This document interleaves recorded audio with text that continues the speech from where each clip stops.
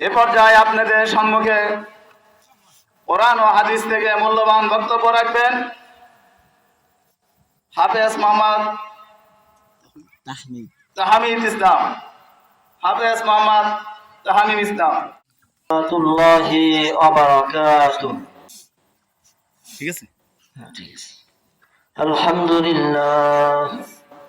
আলহামদুলিল্লাহ নাহমাদুহু ওয়া নাস্তাঈনুহু ওয়া নাস্তাগফিরুহু ওয়া নাউযু বিল্লাহি মিন শুরুরি আনফুসিনা ওয়া মিন সাইয়্যাতি আ'মালিনা মান ইয়াহদিহিল্লাহু ফালা মুদিল্লা লাহু ওয়া ومن يضلل فلا هادي له ونشهد أن لا إله إلا الله وحده لا شريك له ونشهد أن سيدنا وحبيبنا ومولانا محمدا عبده ورسوله الذي أرسله بالحق بشيرا ونذيرا وداعيا إلى الله بإذنه وسراجا منيرا فقد قال الله تعالى في كلامه المجيد وفرقانه الحميد شريف أعوذ بالله من الشيطان الرجيم بسم الله الرحمن الرحيم إن الله وملائكته يصلون على النبي يا أيها الذين آمنوا صلوا عليه وسلموا تسليما اللهم صل على سيدنا مولانا محمد وعلى آل سيدنا شفيعنا محمد اللهم صل على سيدنا مولانا محمد وعلى آل سيدنا شفيعنا প্রাণের অধিক বেশি যার দাম রহমাতাল লিল আলামিন প্রাণের অধিক বেশি যার দাম রহমাতাল লিল আলামিন জানো কি তোমরা তাহার নাম রহমাতাল লিল আলামিন আল্লাহুম্মা জোরে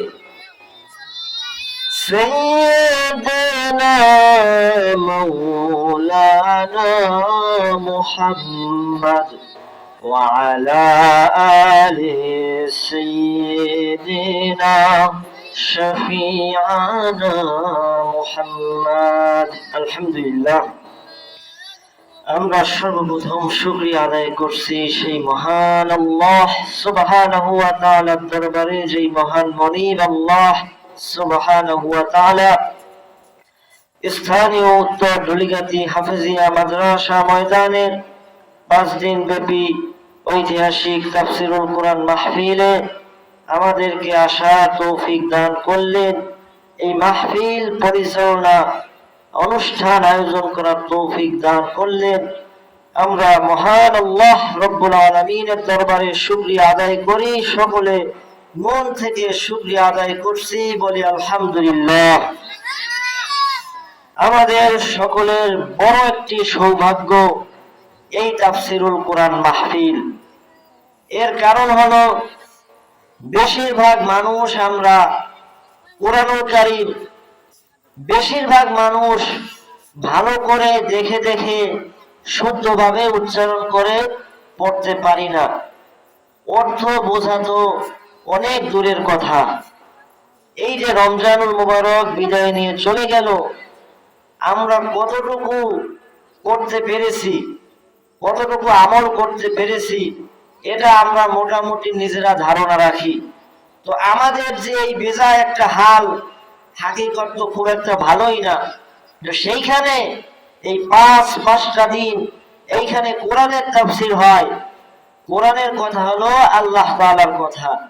এই কোরআনের কথা এখানে জ্ঞানী বিজ্ঞ উলামায়ে কেরাম তারা এখানে তাফসীর করেন, আমাদেরকে কোরআন বোঝান, কোরআন শোনান, আমরা যাতে আমাদের জীবনে এটি কাজে লাগাতে পারি, মানাতে পারি। এজন্য আল্লাহ রাব্বুল আলামিন এই সুযোগটা করে দিলেন। এই জন্য আরো একবার বলছি আলহামদুলিল্লাহ। আমি প্রথমে আহ্বান জানাচ্ছি, আজকেও তাফসীরুল কোরআন মাহফিলের 4র্থ দিন। আগামী একটি দিন আমাদের হাতে আছে এবং আজকের দিন। এরপরে এই বড় সুযোগ আমাদের হাতছাড়া হয়ে যাবে অনেক দিনের জন্য। গত বছরের মাহফিলে অনেক মানুষ হয়তো উপস্থিত ছিল, আজকে তারা নাই, অন্ধকার কবরের বাসিন্দা। আমার কাছেই অনেকের খোঁজ আছে, গত বছর ছিল, আজকে নাই। তো আমি আপনি, আপনার হায়াত আমার হায়াত কতক্ষণ আছে কেউ জানি না। যে কোনো সময় মালাকুল মউত হাজির হয়ে যেতে পারে। তাই এই সুযোগটা আমরা নষ্ট না করি, আমরা কোরআন শিখতে আসি। কোরআনের আয়োজন, আমরা এখানে আসি আল্লাহর জান্নাতের বাগানে বসি, কোরআন থেকে এখান থেকে কোরআনের মধু আহরণ করার চেষ্টা করি। হতে পারে এই কোরআনের উসিলায়, এই কোরআনের মাহফিলের উসিলায় আল্লাহ রাব্বুল আলামিন আমাদেরকে মাফ করে দেবেন। তো এই জন্য আমরা আসি। এখন সংক্ষিপ্ত সময় আমরা কিছু কথা কোরআনুল কারীম থেকে শুনবো, আমাদের জীবনে এগুলো আমল করার চেষ্টা করব ইনশাআল্লাহ।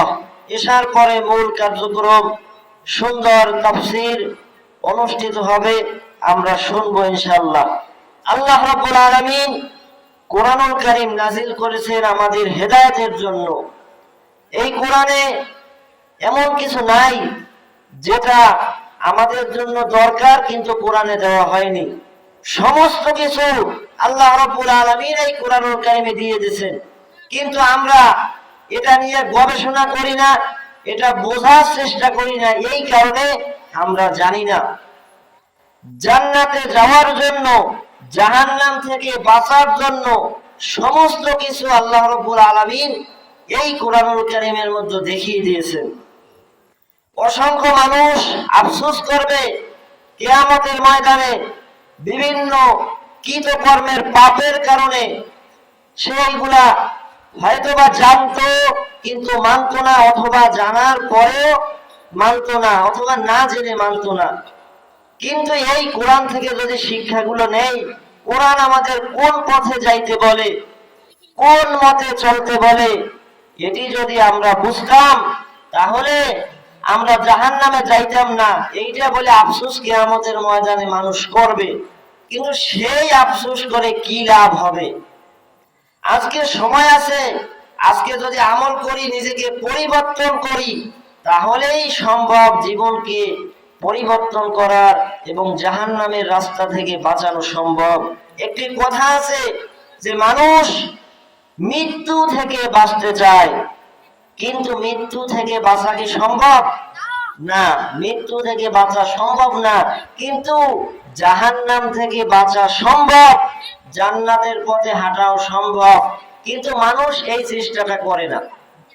এই জন্য আমাদের চেষ্টা করা উচিত বিশ্ব নবী মুহাম্মদুর রাসূলুল্লাহ সাল্লাল্লাহু আলাইহি ওয়াসাল্লামের আদর্শে ফিরে আসা। তার আদর্শই আমাদের জন্য উত্তম আদর্শ আল্লাহ রেখে দিয়েছেন। لقد كان لكم في رسول الله أسوة حسنة। উত্তম আদর্শ, মহান আদর্শ রয়েছে মুহাম্মদুর রাসূলুল্লাহ সাল্লাল্লাহু আলাইহি ওয়াসাল্লামের আদর্শে। যেই মুহাম্মদুর রাসূলুল্লাহ সাল্লাল্লাহু আলাইহি ওয়াসাল্লাম দো জাহানের নবী কুলের সরদার, আল্লাহ রাব্বুল আলামিনের সবচেয়ে প্রিয় ভাজন বন্ধু, যেই রাসূল সাল্লাল্লাহু আলাইহি ওয়াসাল্লাম সব সময় এই উম্মতের মুক্তির জন্য আল্লাহ রাব্বুল আলামিনের কাছে দোয়া করেছেন। রাসূল কারীম সাল্লাল্লাহু আলাইহি ওয়াসাল্লাম আমাদের জন্য সর্বোত্তম আদর্শ। আল্লাহ রাব্বুল আলামিন বলেন, قل إن كنتم تحبون الله فاتبعوني يحببكم الله ويغفر لكم ذنوبكم والله غفور رحيم। আল্লাহর বান্দারা যদি আল্লাহকে ভালোবাসতে চায়, আল্লাহ রাব্বুল আলামিন বলেন, তাহলে তোমরা কি করো? আল্লাহকে ভালোবাসার জন্য তোমরা আমার হাবিবের অনুসরণ করো, মুহাম্মদুর রাসূলুল্লাহ সাল্লাল্লাহু আলাইহি ওয়াসাল্লামের অনুসরণ করো। তাহলে কি হবে? যদি রাসূলের অনুসরণ করা যায়, আল্লাহ রাব্বুল আলামিন বিশ্বনবী মুহাম্মদুর রাসূলুল্লাহ সাল্লাল্লাহু আলাইহি ওয়াসাল্লামের অনুসরণ করার কারণে আল্লাহ নিজেই আমাদেরকে ভালোবাসবেন। আর আল্লাহ রাব্বুল আলামিন যদি আমাদেরকে ভালোবাসেন, তাহলে আল্লাহ রাব্বুল আলামিন আমাদেরকে maaf করে দিবেন। সুবহানাল্লাহ। আল্লাহ রাব্বুল আলামিন বলতেছেন, আমার হাবিবের অনুসরণ করো। দুনিয়াতে আদর্শের অভাব নাই। বিভিন্ন প্রকার মানুষের আদর্শ মানুষ গ্রহণ করে। এমন মানুষের আদর্শ গ্রহণ করে, দেখা যায় আমার আপনার সন্তানেরা বিভিন্ন প্রকার খেলোয়াড়, গায়ক, নায়ক এদের অনুসরণ করে। এরপর দেখবেন চুলের এক পাশ আছে, অন্য পাশ নাই। জামা প্যান্ট পরছে, হাঁটুর ওইখানে ছেঁড়া।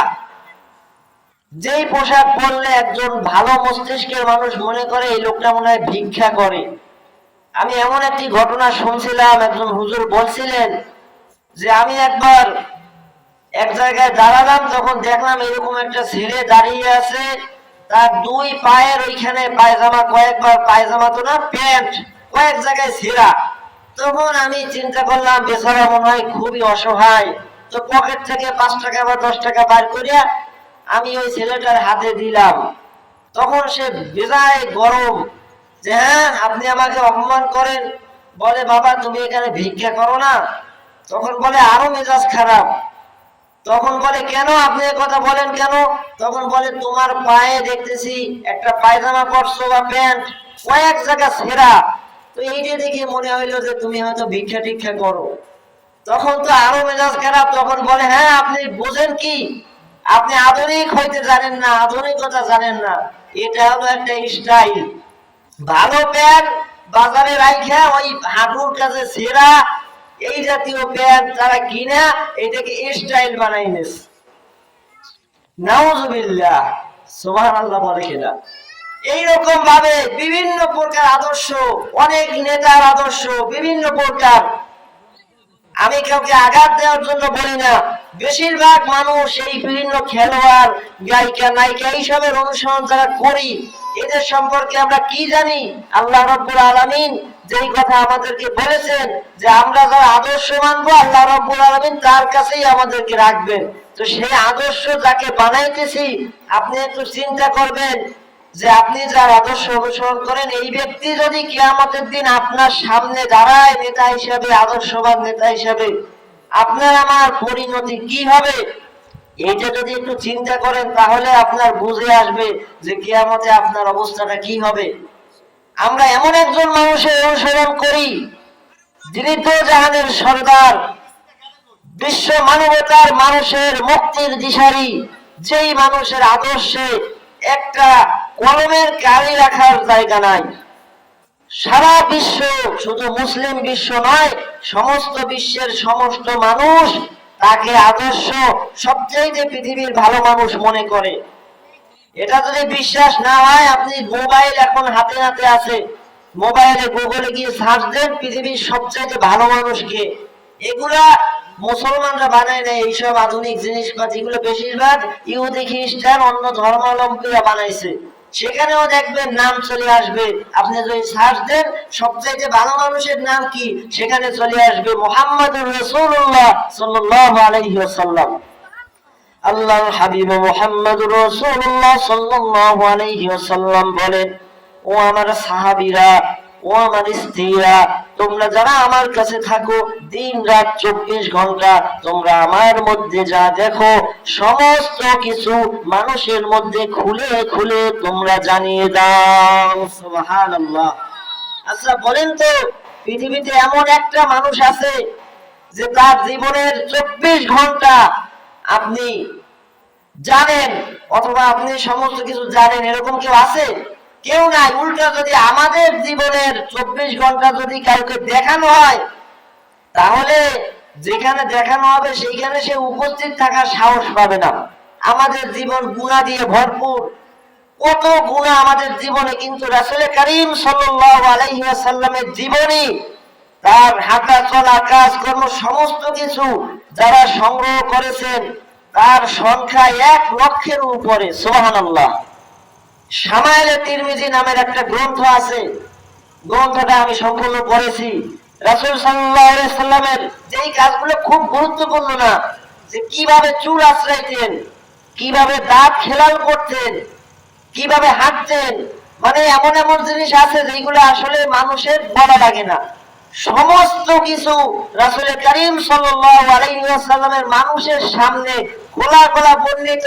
মানে হলো আমাদের জীবনের সব যদি মানুষকে জানানো হয় তাহলে লজ্জায় আমরা বাড়ি থেকে বের হব না, কিন্তু আমরা এমন একজন মানুষকে জানি, এমন একজন মানুষকে অনুসরণ করি, আমরা গর্বের সাথে বুক ফুলিয়ে বলি সেই মানুষের জীবনে একটা মিথ্যার দাগ নাই। সুবহানাল্লাহ। রাসূল করিম সাল্লাল্লাহু আলাইহি ওয়াসাল্লামের আল আমিন, সত্যবাদী আর সাদিক, এই নামগুলো মুসলমান দেয় নাই, সাহাবীরা দেয় নাই, তো কাফের মুশরিকরাই দিয়েছে। সুবহানাল্লাহ। তার আদর্শে মুগ্ধ হয়ে গেছে তারা এইরকম ছিল। এই জন্য আমাদের অনুসরণ অনুকরণ সব জায়গায়, শুধু নামাজ রোজা হজ জাকাতে নয়, আমাদের জন্ম থেকে মৃত্যু পর্যন্ত সব জায়গায় একজনই আদর্শ হবেন, তিনি আর কেউ নন, তিনি মুহাম্মাদুর রাসূলুল্লাহ সাল্লাল্লাহু আলাইহি ওয়াসাল্লাম। আল্লাহ রাব্বুল আলামিন তার মাধ্যমে আমাদেরকে সত্যের পথ দেখিয়েছেন, কোরআন চিনিয়েছেন। আর এই নবী আপনি কেন অনুসরণ করবেন না? রাসূল করিম সাল্লাল্লাহু আলাইহি ওয়াসাল্লাম একদিন বসে আছেন, তার মন ভারাক্রান্ত। অন্য জায়গায় আছে যে তিনি কান্না করতেছিলেন, তার চোখ থেকে পানি বেয়ে বেয়ে পড়ছিল। সাহাবারা জিজ্ঞেস করলেন, ইয়া রাসূলুল্লাহ সাল্লাল্লাহু আলাইহি ওয়াসাল্লাম, আপনি কান্না করেন কেন? আপনার মন খারাপ কেন? রাসূল করিম সাল্লাল্লাহু আলাইহি ওয়াসাল্লাম বলেন, আমার ভাইদেরকে বড্ড দেখতে ইচ্ছা করতেছে। সাহাবারা বললেন, ইয়া রাসূলুল্লাহ সাল্লাল্লাহু আলাইহি ওয়াসাল্লাম, আমরা কি আপনার ভাই নই?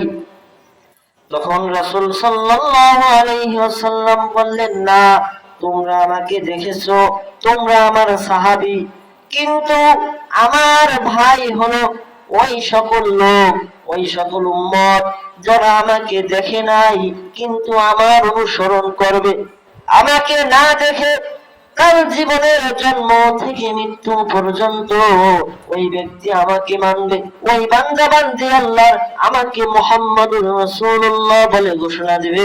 অথচ অসংখ্য কাফের মুশরিকরা আমাকে দেখছে কিন্তু মানে নাই, পাথর মেরে আমাকে ঝাঁঝরা ঝাঁঝরা করে দিয়েছে। আমি সেই মানুষগুলোকে যদি দেখতে পারতাম যারা আমার পরে আসবে, আমাকে নবী হিসাবে মানবে, আমাকে ভালোবাসবে, কিন্তু তাদেরকে আমি দেখি নাই। আমি যদি তাদেরকে দেখতে পারতাম, এই জন্য আমার মনটা খারাপ। সুবহানাল্লাহ। আপনি কেন রাসূল করিম সাল্লাল্লাহু আলাইহি ওয়াসাল্লামকে ভালোবাসবেন না, অনুসরণ করবেন না? যে রাসূল আপনার জন্য কেঁদেছেন, দোয়া করেছেন আপনার জন্মেরও হাজার হাজার বছর আগে। সুবহানাল্লাহ। শুধু এইটুকুই নয়, একদিন গভীর রাতে রাসূল করিম সাল্লাল্লাহু আলাইহি ওয়াসাল্লাম আমাদের আম্মা জান আয়েশা রাদিয়াল্লাহু তাআলা আনহার ঘরে ছিলেন। তখন তিনি আয়েশা রাদিয়াল্লাহু তাআলা আনহা রাসূল করিম সাল্লাল্লাহু আলাইহি ওয়াসাল্লামকে বললেন, ইয়া রাসূলুল্লাহ, আমার জন্য একটু দোয়া করুন, আমার জন্য একটু দোয়া করুন। তখন রাসূল করিম সাল্লাল্লাহু আলাইহি ওয়াসাল্লাম তার জন্য সুন্দর কিছু দোয়া করলেন। হে আয়েশা, আল্লাহ রাব্বুল আলামিন তোমাকে ক্ষমা করে দিন, তোমার জীবনের আগের গুনাহ ক্ষমা করে দিন, পরের গুনাহ ক্ষমা করে দিন, তোমার গোপন গুনাহ ক্ষমা করে দিন, প্রকাশ্য গুনাহ ক্ষমা করে দিন, আগের গুনাহ ক্ষমা করে দিন, পরের গুনাহ ক্ষমা করে দিন। এইভাবে সুন্দর সুন্দর কিছু বাক্য রাসূল করিম সাল্লাল্লাহু আলাইহি ওয়াসাল্লাম আম্মা জান আয়েশার জন্য দোয়া করলেন। আম্মা জান আয়েশা রাদিয়াল্লাহু তাআলা আনহা অনেক খুশি হয়ে গেলেন, অনেক খুশি হয়ে গেলেন এবং বললেন, ইয়া রাসূলুল্লাহ সাল্লাল্লাহু আলাইহি ওয়াসাল্লাম, আজ এমন একটা দোয়া পাইছি যেই দোয়া অনেক মানুষ পায় নাই, এই দোয়াটা আমি হয়তো একা পেয়েছি। রাসূল করিম সাল্লাল্লাহু আলাইহি ওয়াসাল্লামের চোখ থেকে পানি পড়তেছিল। তিনি বললেন, আয়েশা, তুমি জানো না আজকে এই দোয়া তোমার জন্য আমি এই গভীর রাতে একবার করলাম, কিন্তু আল্লাহর কসম, আল্লাহর কসম আয়েশা, আমি প্রত্যেক নামাজের পরে এই দোয়া আমার প্রতিটি উম্মতের জন্য প্রত্যেক নামাজের পরে আমি করি। সুবহানাল্লাহ। তাহলে আপনার রাসূল, আমার রাসূল আপনার জন্য প্রতি নামাজে দোয়া করতেন, আমাদের ক্ষমার জন্য। প্রত্যেক নবীর কিছু মুস্তাজাবুদ দাওয়া ছিল, যেই দোয়া কবুল দোয়া করার সাথে সাথে কবুল হয়ে যায়।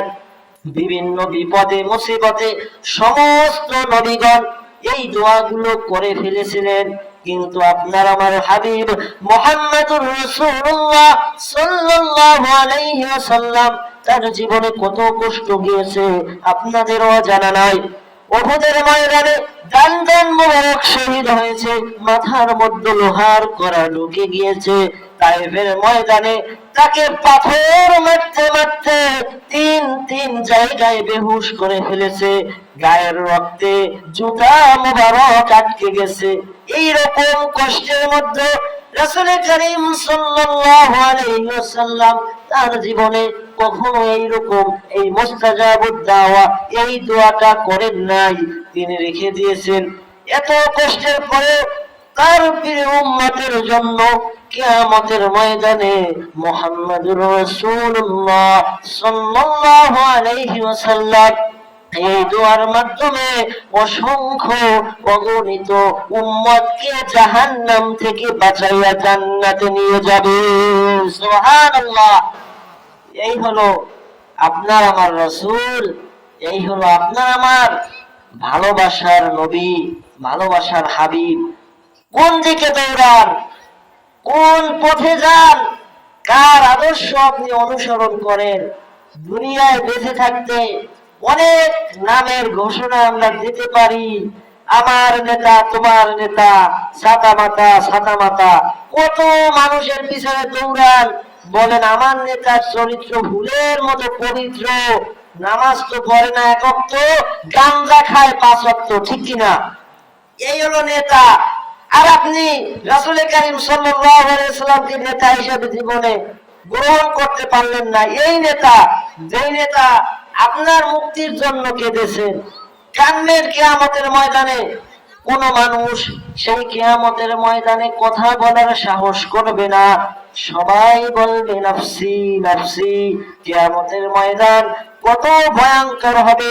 আল্লাহ রাব্বুল আলামিন সূরাতুল ফজরের মধ্যে বলে দিয়েছেন, কাল্লা ইযা দুক্কাতিল আরদু দাক্কা দাক্কা।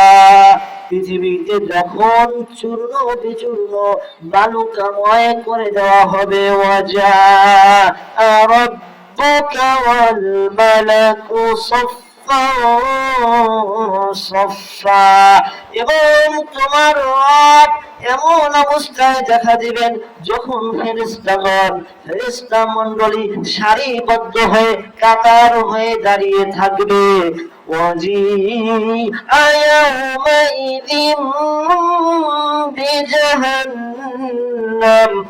সেই কঠিন দিনে কিয়ামতের ময়দানে জাহান্নামকে সামনে আনা হবে, জাহান্নামকে কিয়ামতের ময়দানে উপস্থিত করা হবে। হাদিস শরীফের মধ্যে এসেছে, কিয়ামতের ময়দানে যখন জাহান্নামকে উপস্থিত করা হবে, সে মানুষকে খাওয়ার জন্য সামনে আগাতে থাকবে। সূরা কফের মধ্যে আল্লাহ সেই কথা বলে দিয়েছেন।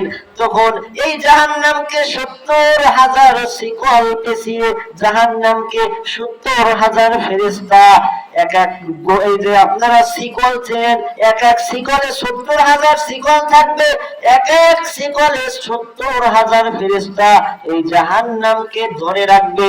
তবু ওরা জাহান্নাম গুসায় ফেটে পড়বে, রাগে মানুষকে খাওয়ার জন্য আসবে। জাহান্নামের কি গর্জন, এটা আমি আপনাদেরকে এইভাবে বলে বোঝাতে পারবো না। সেই কঠিন কিয়ামতের ময়দানে মানুষগুলি পাগল পারা হয়ে যাবে। সূর্য এক বিগত অথবা এক হাত নিচে চলে আসবে, মানুষের পায়ের নিচের জমিন তামার রূপ ধারণ করবে, সকলে বলবে নাফসি নাফসি। সেই দিন মানুষ বুঝবে, ইয়াউমাইযি ইয়াতাযাক্কারুল ইনসানু ওয়া আন্না লাহুল যিকরা। সেই দিন মানুষ বুঝবে, কিন্তু এই বোঝায় কি লাভ, এই বোঝায় কি সাফল্য, এই বোঝায় কি হবে? আল্লাহ রাব্বুল আলামিন সেই কথা বলেনি, ইয়াকুলু ইয়া লাইতানি কদ্দামতু লিহায়াতি। সে বলবে, হায় ইয়া লাইতানি, ইয়া লাইতানি, হায় হায়, আমি যদি কদ্দামতু লিহায়াতি, নিজের জীবনের জন্য আগাম কিছু ব্যবস্থা করতাম। দুনিয়ায় থাকতে যদি জীবনের জন্য কিছু করতাম, কিছু আমল করতাম। বিভিন্ন জায়গায় হুজুরেরা কত বুঝিয়েছে।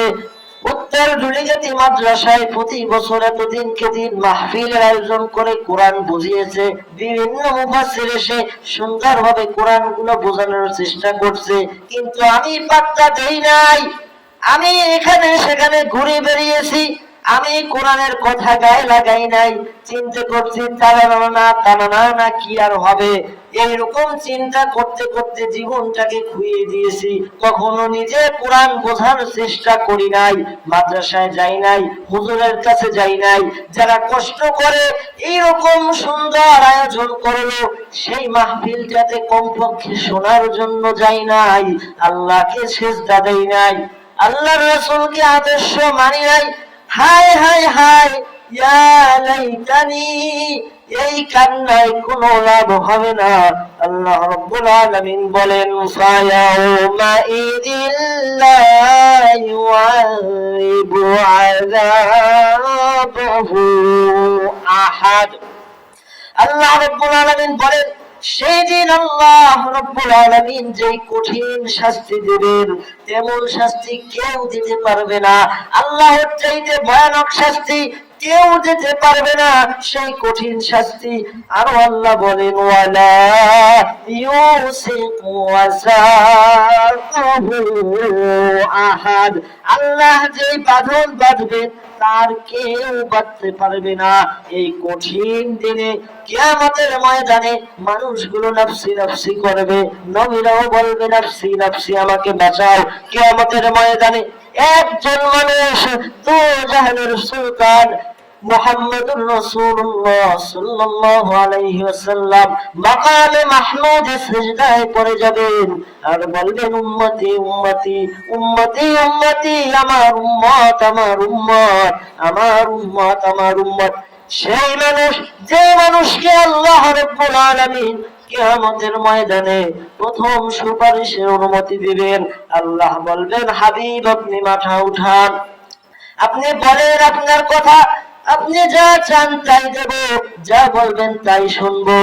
এরপরে রাসূল করিম সাল্লাল্লাহু আলাইহি ওয়াসাল্লাম তার উম্মতদেরকে সুপারিশ করবেন, জান্নাতের দিকে নেবেন, জাহান্নাম থেকে বের করে জান্নাতে নেবেন, হাউজে কাউসারের পানি খাওয়াবেন।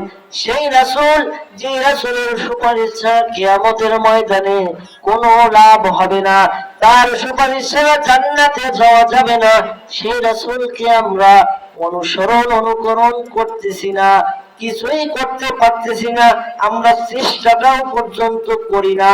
এখন চিন্তা করে দেখেন আপনি আমি কিভাবে রাসূল করিম সাল্লাল্লাহু আলাইহি ওয়াসাল্লামের কাছে কিয়ামতে সুপারিশ চাইবো। কেমনে বলবো ইয়া রাসূলুল্লাহ ইয়া হাবিবাল্লাহ আমি তো আপনার উম্মত, আমাকে একটু সুপারিশ করেন। কেমনে বলবো? আমি আমার দিকে, আপনি আপনার দিকে একটু চাইয়ে দেখেন, একটু চিন্তা করে দেখেন, এই অবস্থায় যদি আমি আপনি মারা যাই, আমরা কি রাসূলকে বলতে পারবো ইয়া রাসূলুল্লাহ আমি তো আপনার উম্মত, আমার জন্য একটু সুপারিশ করেন? রাসূলের সামনে দেখানোর মতো কোন মুখ কি আমাদের আছে? এইটা একটু চিন্তা করেন। আমি অনুরোধ করব আপনাদেরকে সহ আমাদের প্রিয় মা বোনেরা, এদিকে সেদিকে দৌড়ে লাভ নাই। কিয়ামতের ময়দানে মুসিবতের দিনে যে রাসূল আমাদেরকে সুপারিশ করবেন, সেই রাসূলের আদর্শ অনুসরণ করেন, অনুকরণ করেন, কোরআনুল কারীম পড়েন, বুঝেন, আমল করার চেষ্টা করেন। রাসূল ছাড়া নেতা কেউ না, কেউই তার কারো আদর্শ হইতে পারে না। এই রাসূলের আদর্শ অনুসরণ করার কারণে হয়তো আল্লাহ তাআলা আপনাকে মাফ করে দিবেন। সুবহানাল্লাহ। নফস, আমাদের অন্তর, এটি তিন প্রকার হয়। এর মধ্যে প্রথমটা হলো, প্রথম যে নফস এটি হলো নফসে আম্মারা। এইটা মানুষকে সব সময় খারাপ পথের দিকে ডাকে। কোরআনুল কারীমের 12 নম্বর সূরা সূরাত ইউসুফের 53 নম্বর আয়াতে আল্লাহ রাব্বুল আলামিন বলেন ইন্নান নাফসা লাআম্মারাতুম বিসসু, নিশ্চয়ই নফস মন্দ কাজের আদেশ দেয়। এইটা খারাপ মানুষের নফস, সব সময় মন্দ কাজের দিকে ডাকে। 2 নাম্বার নফসের নাম হলো নফসে লাওয়ামা। আল্লাহ রাব্বুল আলামিন কোরআনুল কারীমের 75 নম্বর সূরা সূরাতুল কিয়ামাহ এর 2 নম্বর আয়াতে এই নফসের ব্যাপারে আল্লাহ রাব্বুল আলামিন বলেন ওয়ালা উকসিমু বিন নাফসিল লাওয়ামা, আমি শপথ করছি সেই নফসের যে নিজেকে তিরস্কার করে, ধিক্কার দেয়। খারাপ করলে এই নফস ধিক্কার দেয়, তুই কেন খারাপ করলি, তুই কেন খারাপের পথে গেলি। ভালো করলেও বলে যে তুই কেন আরো ভালো করলি না, তুই চাইলে আরো ভালো করতে পারতি। এটি হলো মাঝামাঝি অন্তর। এই অন্তর মানুষকে ধিক্কার দেয়, তাকে আগ্রহ বাড়ায় যে তুই আল্লাহর পথে কেন ফিরে আসো না, তুমি ফিরে আসো আল্লাহর পথে। 3 নাম্বার নফস, এই নফসের নাম হলো মুতমাইন্নাহ। কোরআনুল কারীমের 26 নম্বর সূরা সূরাতুশ শুআরা এর 89-90 এই আয়াতগুলোয় আল্লাহ রাব্বুল আলামিন বলেন ইয়াউমা লা ইয়ানফাউ মালুন ওয়ালা বানুন إلا من أتى الله بقلب سليم وأزلفت الجنة للمتقين সেই কিয়ামতের ময়দানে কেউ কাউকে পরিচয় দিবে না, কিন্তু যারা মুতমাইন্নাহ নফসে মুতমাইন্না জান্নাত তাদের দিকে এগিয়ে যেতে থাকবে। এই নফস সম্পর্কে সূরাতুল ফজরের শেষ 3টি আয়াতে আল্লাহ রাব্বুল আলামিন বলেছেন, ইয়া আইয়াতুহান নাফসুল মুতমাইন্নাহ ইরজিই ইলা রাব্বিকি রাদিয়াতাম মারদিয়াহ ফাদখুলি ফি ইবাদি ওয়াদখুলি জান্নাতি। জোরে করে বলি আল্লাহু আকবার।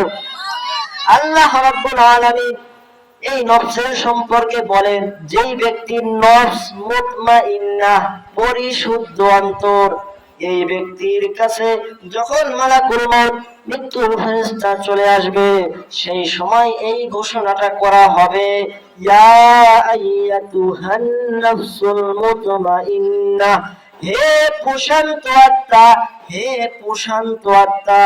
আল্লাহ রাব্বুল আলামিন এমন আত্মাকে বোঝানো হয়েছেন যেই আত্মা কোনো প্রকার সন্দেহ সংশয় ছাড়াই পূর্ণ নিশ্চয়তা সহকারে ঠান্ডা মাথায় এক ও লা শারীক আল্লাহকে নিজের রব এবং নবীগণ যে সত্য দিন ইসলাম এনেছিলেন তাকে নিজের দিন জীবন বিধান হিসাবে গণ্য করবে। আল্লাহ রাব্বুল আলামিন সেই ব্যক্তির নফসকে মুতমাইন্নাহ বানিয়ে দেবেন। সুবহানাল্লাহ। আমরা কি চাই না এরকম নফস হোক যে মৃত্যুর সময় ফেরেশতা আসবে আর বলবে, ইয়া আইয়াতুহান নাফসুল মুতমাইন্নাহ, হে প্রশান্ত আত্মা, আল্লাহ সন্তুষ্ট আত্মা, যার উপরে আল্লাহ সন্তুষ্ট আর সে আল্লাহর উপর সন্তুষ্ট। সুবহানাল্লাহ। এই ঘোষণা যদি দেয় আজরাইল মালাকুল মউত এসে, তাহলে আমাদের আর তখন কোনো ভয় থাকবে না, চিন্তা থাকবে না। শুধু এইটুকুই নয়, আল্লাহ রাব্বুল আলামিন বলেন, ইরজিই ইলা রাব্বিকি রাদিয়াতাম মারদিয়াহ, চলো তোমার রবের দিকে, তোমার আল্লাহর দিকে। এমন অবস্থায় চলো, কোন অবস্থায়? যে অবস্থায় তুমি নিজের শুভ পরিণতিতে সন্তুষ্ট এবং তোমার রবের প্রিয় পাত্র, তোমার রবের প্রিয় অবস্থায় তুমি তোমার রবের কাছে চলো। সুবহানাল্লাহ। যদি মালাকুল মউত এই ঘোষণাটা দিয়ে দেয় যে তোমার রব তোমার উপর সন্তুষ্ট আছেন, কোনো ভয় নাই, কোনো চিন্তা নাই, তুমি তোমার রবের দিকে চলো, তাহলে আর কোনো চিন্তা হবে না। মুমিন ব্যক্তির মৃত্যুর আগে রাসূল করিম সাল্লাল্লাহু আলাইহি ওয়াসাল্লামের হাদিসে বলেন, মুমিন ব্যক্তির মৃত্যুর আগে আকাশ থেকে সাদা পোশাক পরিহিত কিছু ফেরেশতা আসে। কয়টা পর্যন্ত আজান? কয়টায়? 45 বাজে হয়ে গেছে না? আচ্ছা, শেষ করতেছি।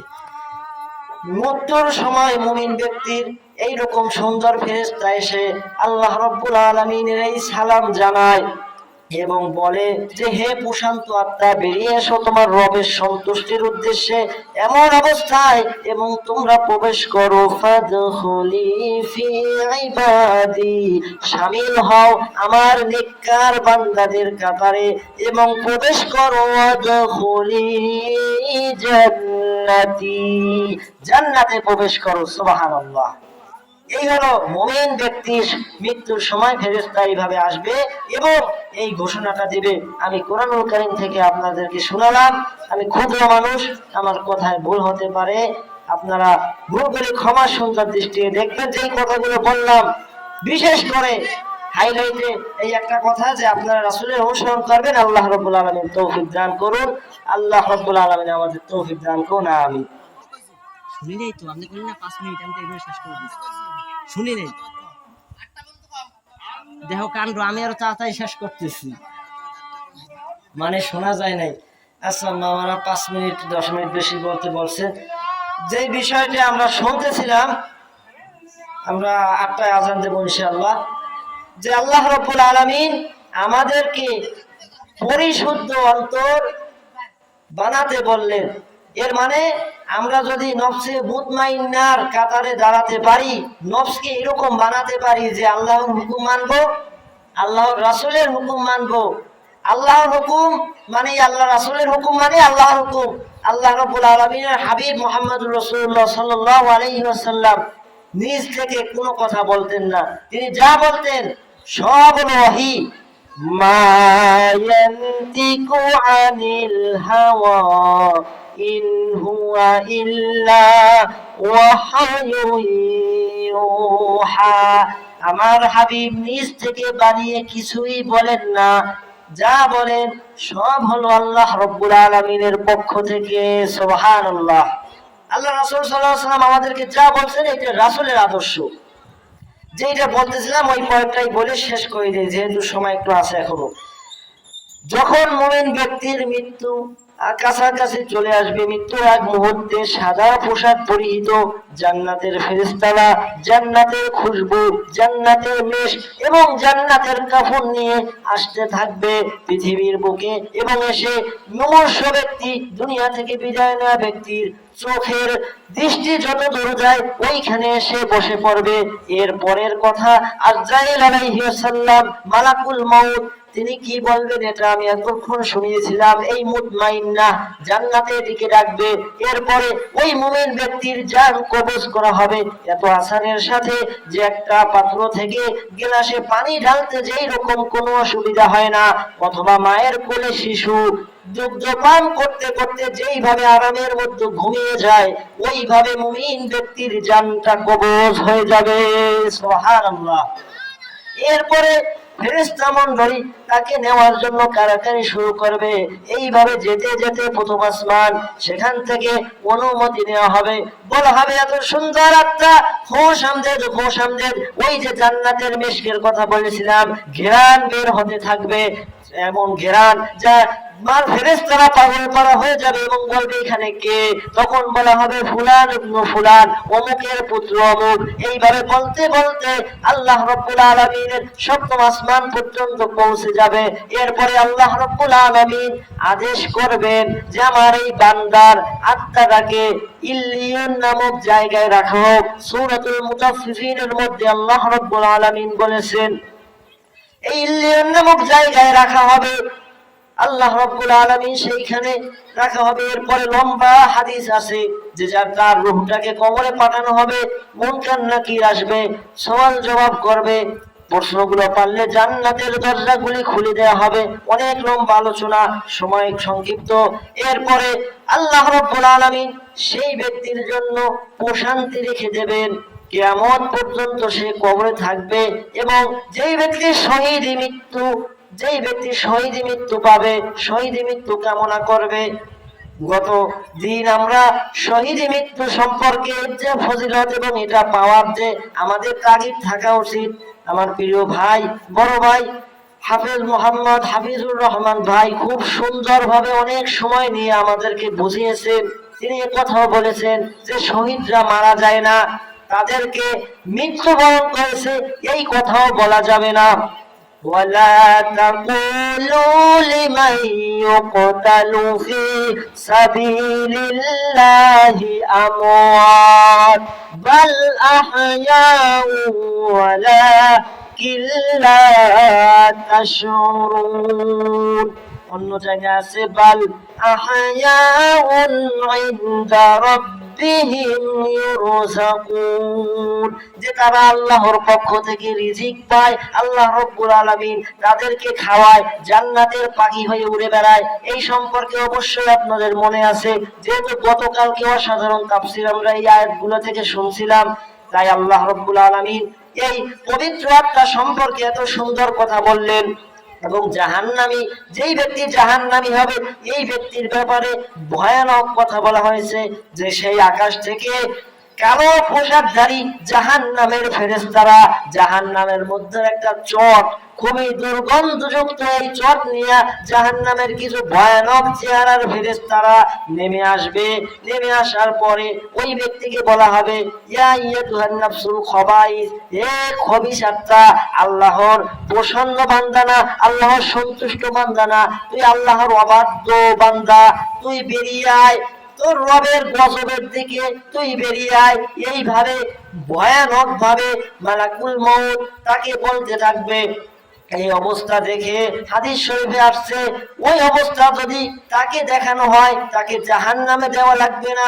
মালাকুল মউত এমন ভয়ানক আওয়াজে, ভয়ানক আকৃতিতে তার কাছে আসবে যে তার কলিজাটা ফেটে যাওয়ার উপক্রম হবে। তাকে জাহান্নামের শাস্তি দেওয়া লাগবে না। ওই যে ভয়ানক যে রূপ মালাকুল মউতের, ওইটা দেখাই তার জন্য যথেষ্ট। এইরকম ভাবে তার জানটা কবজ করা হবে এমন অবস্থায় যে ভিজা তুলা ভিজলে কেমন হয় আপনারা জানেন, তার মধ্যে যদি চিরুনি চালানো হয় তাহলে কি চিরুনি আগায় না, ওই রকম ভয়ানক ভাবে তাকে জানটা টেনে হিচড়ে মালাকুল মউত কবজ করবে। তার জন্য আকাশের দরজা খোলা হবে না। কুরআনুল কারীমের আয়াতে আল্লাহ রাব্বুল আলামিন এই কথা বলে দিয়েছেন, তাকে তার কবরে নিক্ষিপ্ত করা হবে। এরপরে তার জন্য মারাত্মক শাস্তির ব্যবস্থা। জান্নাতি ব্যক্তি কবরে যাওয়ার জন্য তারা পাগল করা হয়ে যায়, কিন্তু এই জাহান্নামী ব্যক্তি সে কিন্তু কবরে যাইতে চায় না।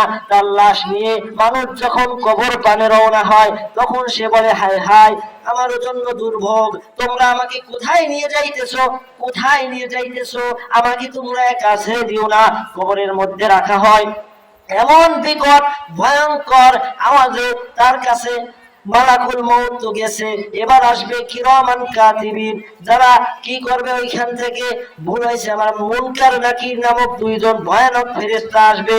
তাকে জিজ্ঞাসা করবে, প্রশ্ন করবে, মান রব্বুকা, তোমার রবকে। যে ব্যক্তি প্রতিনিয়ত আল্লাহর হুকুম মেনেছে, মাত্র 5 ওয়াক্ত নামাজ যে ব্যক্তি প্রতিদিন পড়ে, সে 200-300 বার শুধু খালি বলে আল্লাহু আকবার, আল্লাহ বড়, আল্লাহ বড়, আল্লাহ বড়, সেই ব্যক্তি সাথে সাথে বলবে আল্লাহ আমার রব। কিন্তু যেই ব্যক্তি আল্লাহর নাম শোনে না, আল্লাহর কথা মানে না, দুনিয়াতে আলেম ওলামা হুজুরদের বিরুদ্ধে লাগে, ইসলামের বিরুদ্ধে আন্দোলন করে লাগে, ওই ব্যক্তি বলবে হা হা লা আদরি, আমি কিছু জানি না, আমাকে জিজ্ঞেস করো না। এরপরে বলা হবে মান দীনুক, তোমার দিন কি? প্রশ্নগুলো উত্তর সহ আপনারা জানেন। কিন্তু যদি রাসূলের অনুসরণ না করি, কোরআন না মানি, তাহলে জানলে কোনো লাভ হবে না। কিন্তু যদি ইমানদার হতে পারেন, কোনো লেখালেখির দরকার নাই, অটোমেটিক প্রশ্নগুলো বের হয়ে যাবে। প্রশ্নগুলি শেষ করার পরে তখন যেই ব্যক্তি ভালো হবে, ইমানদার হবে, নেককার হবে, তার ব্যাপারে বলা হবে যে হ্যাঁ সদাকতাহা, তুমি সত্য বলেছো। আকাশ থেকে ঘোষণা আসবে, এই আমার বান্দার জন্য জান্নাতের দুয়ার কবরের মধ্যে খুলে দাও, সুবহানাল্লাহ। এবং তার দৃষ্টি যত দূর পর্যন্ত যায়, জান্নাতের বিছান তার জন্য বিছিয়ে দাও, জান্নাতের ফুল বাগিচা বিছিয়ে দাও, জান্নাতের বাতাস তার কবরের মধ্যে ঢুকতে থাকবে। এই অবস্থায় সে ঘুমিয়ে যাবে, মুমিন ব্যক্তি ঘুমিয়ে যাবে, একদম কিয়ামত পর্যন্ত ঘুমিয়ে যাবে। কিন্তু মানুষটি যদি ইসলাম বিরোধী হয়, আল্লাহর গোলাম, সন্তুষ্টভাজন গোলাম যদি না হয়, যাকে এইভাবে বলবে আর সে বলবে লা আদরি, আমি তো জানি না, এমন অবস্থায় সেই ব্যক্তির এমন অবস্থা হবে। শেষ করার পরে প্রশ্ন তাকে জিজ্ঞাসা করা হবে মান হাজার রাজুল বয়সা ফিকুম, রাসূল সাল্লাল্লাহু আলাইহি ওয়াসাল্লামকে সম্পর্কে কি জানো? তখন সে বলবে যে লোকেরা এই বলতো, সেই বলতো, আমি এগুলো শুনছি, উল্টো পাল্টা বলবে। তখন তাকে বলা হবে মিথ্যা বলেছো, তার জন্য জান্নাতে এইরকম দরজা খোলা হবে না, জান্নাতের বাতাস তার কবরে আসবে না। বিকট শব্দে বড় একটা হাতুড়ি দিয়ে তার মাথার উপরে এমন ভাবে আঘাত করা হবে যে 70 গজ মাটির নিচে সে চলে যাবে। এমন জোরে আওয়াজ করবে, পৃথিবীর বুকে জিন এবং মানুষ, যাদেরকে আল্লাহ রাব্বুল আলামিন তার সৃষ্টির জন্য প্রেরণ, তার হুকুম মানার জন্য, তার ইবাদত করার জন্য সৃষ্টি করেছেন, এই জিন এবং মানুষ ব্যতীত পৃথিবীর সমস্ত প্রাণী এই শব্দটা শুনতে পাই। সুবহানাল্লাহ। এই মারাত্মক কথা এখানে আল্লাহ রাব্বুল আলামিন বললেন যে ওই রকম একটা আওয়াজ দেওয়া হবে। রাসূল কারীম সাল্লাল্লাহু আলাইহি ওয়াসাল্লাম এক জায়গায় বলেছেন যে আমি এই কবরে যে কি হয় এইটা আমি তোমাদেরকে শুনিয়ে দিতাম যদি আমার এই ভয় না থাকতো যে তোমরা মৃতদেরকে দাফন করবে না। এর মানে একটা বার যদি শুনিয়ে দেওয়া হয়তো আমাদেরকে কবরের আযাব কত ভয়ানক, তাহলে আমরা কাউকে কবরে যেতাম না, দুনিয়ার সব কাজ বাদ দিয়ে আমরা আল্লাহ তাআলার সিজদায় পড়ে থাকতাম। কিন্তু প্রিয় ভাইরা বোনেরা, দুনিয়াটা পরীক্ষার হল। এই জন্য আল্লাহ রাব্বুল আলামিন আমাদেরকে শোনার নাই। আল্লাহ তাআলা দেখতে চান যে তার এই সৃষ্টি নৈপুণ্য, এত কিছু দেওয়ার পরে তুমি আল্লাহকে মানো কি মানো না, এইটা আল্লাহ দেখতে চান। এই জন্যই আওয়াজটা কিন্তু আল্লাহ শোনার নাই। না হলে একবার শুনিয়ে দিলে আল্লাহর কসম আমরা সিজদা থেকেই মাথা তুলতাম না। বারা ইবনে আযিব রাদিয়াল্লাহু তাআলা আনহু থেকে লম্বা একটা হাদিস বর্ণিত আছে, হাদিস বলার সময় আমার কাছে নেই। তো এই জন্য আল্লাহ রাসূল সাল্লাল্লাহু আলাইহি ওয়াসাল্লামের কথাগুলো আমাদের জীবনে মানতে হবে, আমল করতে হবে। যদি না মানেন তাহলে পরিণতিটা খুবই খারাপ। আল্লাহ রাব্বুল আলামিন সূরাতুল আ'রাফের 179 নম্বর আয়াতে বলেন, ওয়ালাকাদ যারা'না লিজাহান্নামা কাসীরাম মিনাল জিন্নি ওয়াল ইনস, কিছু জিন এবং মানুষকে জাহান্নামে যাওয়ার জন্য তৈরি করা হয়েছে। তারা কারা? এরপরে আল্লাহ রাব্বুল আলামিন বলেন, লাহুম কুলুবুল লা ইয়াফকাহুনা বিহা, যাদের অন্তঃকরণ আছে, অন্তঃকরণ আল্লাহ দিয়েছেন কিন্তু তারা চিন্তা করে না। এর মানে মন, বিবেক আল্লাহ শুধুমাত্র মানুষ এবং জিনকে দিয়েছেন। এই জন্যই মানুষ এত সম্মানিত। এই বিবেকটা দেওয়ার পর সত্য মিথ্যার পার্থক্য করে না, হক আর বাতিল চেনে না, ইসলাম বাদ দিয়ে ইসলাম বিরোধী পথে যারা যায় এদের কথা বলতেছেন। এরপরে আল্লাহ রাব্বুল আলামিন বলছেন, ওয়ালাহুম আ'য়ুনুল লা ইউবসিরুনা বিহা ওয়ালাহুম আযানুল লা ইয়াসমাউনা বিহা, চোখ আছে দেখে না, সত্য মিথ্যার পথ দেখে না, কোরআন দেখে না, হাদিস দেখে না, তার ইচ্ছা মতো খামখেয়ালি মতো চলে, কান আছে শুনে না। কোরআনের মাহফিল এইখানে দেয়া হয়েছে, মানুষজন কত মানুষ, এই 3-4 এলাকার মানুষ। কাল ভাই বলতেছিলেন যে 3 মসজিদের মানুষ আসলেও প্যান্ডেল ভরে যায় কিন্তু ভরে না। কারণটা কি? বছরে মাত্র এই 5টা দিন কোরআনের কথা সে শোনে না, তার ভালো লাগে না, পাত্তাই দেয় না, সে ঘরে চিত পঠান হয়ে শুয়ে থাকে, মাত্র 5টা দিন কোরআনের বাগানে আসতে পারে না। এরপরে তার সম্পর্কে আল্লাহ বলতেছেন যে এই ব্যক্তি কান থাকতেও শোনে না, চোখ থাকতেও দেখে না, উলাইকা কাল আনাম, তারা 4 পায়া জানোয়ার। 4 পায়া জানোয়ার কে? কুকুর, বিড়াল, শূকর, এরপরে গরু, ছাগল, এই জাতীয়। এইটুক বললেও মানা যায় তো গরু ছাগল, কিন্তু না, আল্লাহ এরপরে বলেন উলাইকা কাল আনাম, এর চাইতেও খারাপ, বালহুম আদল, এগুলো হলো তার চাইতেও খারাপ, উলাইকা হুমুল গাফিলুন, এই লোকগুলো গাফেল।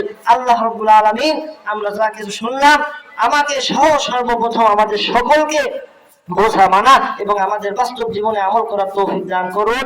ইনশাআল্লাহ এই এখনই ইশারা জান পৌঁছাইতে হবে, এরপরে জামাত হবে, পরে অসাধারণ তাফসীর আমরা শুনবো। আমাদের প্রিয় ভাই হাফেজ মাওলানা ইমরান হোসেন ভাই কথা বলবেন। আল্লাহ রাব্বুল আলামিন আমাদের সকলকে, আমি অনুরোধ করব এখনই আমরা সকলে চলে আসি, আমরা নামাজে শামিল হই, এরপরে অসাধারণ তাফসীর কোরআনুল কারীম থেকে শুরু হবে ইনশাআল্লাহ। আল্লাহ রাব্বুল আলামিন কবুল করুন। হাদা মা ইনদি ওয়া আল্লাহ আলাইহি তাওয়াক্কালতু ওয়া ইলাইহি উনীব। সুবহানাকা ওয়া বিহামদিকা আশহাদু আল লা ইলাহা ইল্লা আনতা আস্তাগফিরুকা ওয়া আতুবু ইলাইক। আসসালামু আলাইকুম ওয়া রাহমাতুল্লাহি ওয়া বারাকাতুহু।